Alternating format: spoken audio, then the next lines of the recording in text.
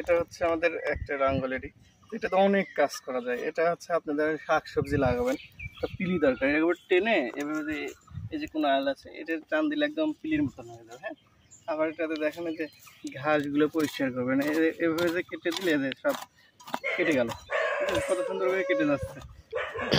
আবার কোদালের বিপরীতে কাজ করতে হবে, একদম কোদাল যখন তার থেকে ভালো কাজ হবে। তারপরে কোনো গাছে করে মাটি দিবেন, গাছে করে মাটি দিবেন, এই দেখেন আমরা মেটাও দিতে পারছি, চারদিকের মাটি চাইছি না সেরকম মেটেও দিতে পারতেছে।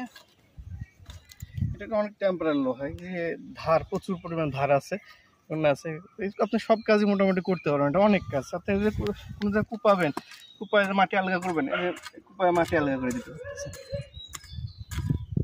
তাই না? যে ঘাসগুলো কেটে যাবে। এটা যদি দরকার তারা আমাদের সাথে যোগাযোগ করতে পারে।